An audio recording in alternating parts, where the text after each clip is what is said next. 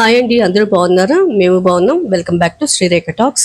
ఇడ్లీ, దోశ, గార్లకి chicken curry, mutton curry, paya ఈ combinations ఉన్నాయంటే ఇంకా వంట అయ్యే లోపల మన చుట్టూ 4-5 సార్లు మన పిల్లలు, హస్బెండ్ తిరుగుతూ ఉంటారు. అవునా కాదా?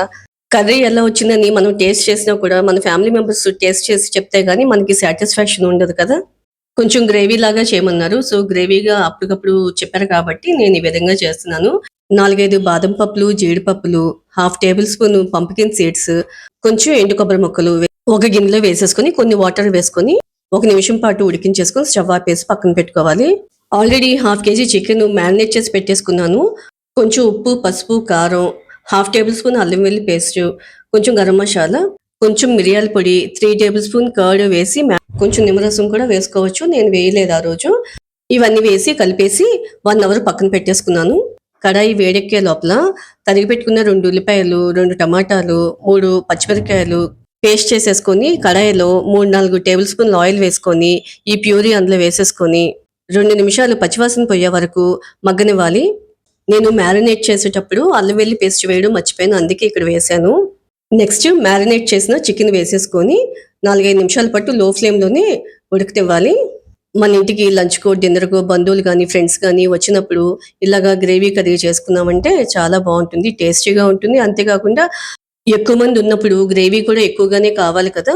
నెక్స్ట్ మూత పెట్టేసి ఉడకనివ్వాలి. ఈ లోపల మనం బాదం పప్పు అవన్నీ ఉడకపెట్టుకున్నాం కదా! అవి బ్లెండర్‌లో గానీ, మిక్సర్ గ్రైండర్‌లో గానీ వేసుకొని ఫైన్ పేస్ట్ లాగా చేసేసుకోవాలి. ఫైన్ పేస్ట్ లాగా చేసేసుకొని ఇలాగ మగ్గిన చికెన్‌లో వేసేసుకొని బాగా కలిపేసుకొని 2, 3 నిమిషాల పాటు మగ్గనివ్వాలి. నెక్స్ట్ కావాల్సినన్ని వాటర్ వేసేసుకొని 5-6 నిమిషాల పాటు లో ఫ్లేమ్‌లోనే ఉడకనివ్వాలి మూత పెట్టేసి. ఇంకా 10 నిమిషాల్లో కర్రీ రెడీ అయిపోతది అనంగా ఇడ్లీ పెట్టేసుకున్నాను పక్క స్టవ్ మీద. 2, 3 నిమిషాలకు ఒకసారి కర్రీ చూసుకుంటూ ఉండాలి అడుగంటిపోకుండా.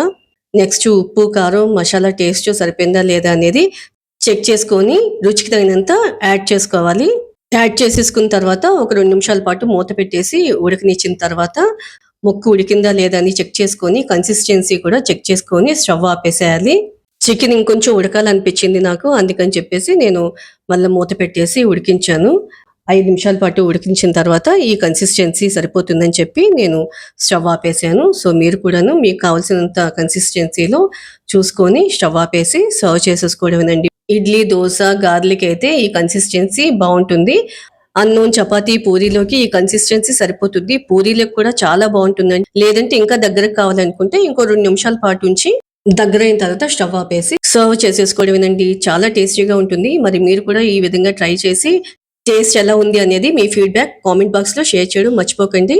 మరి ఈ వీడియో నచ్చితే వెంటనే లైక్ చేసి సబ్స్క్రైబ్ చేసేసుకోండి. మీ బంధువులకి, ఫ్రెండ్స్‌కి షేర్ చేసేయండి.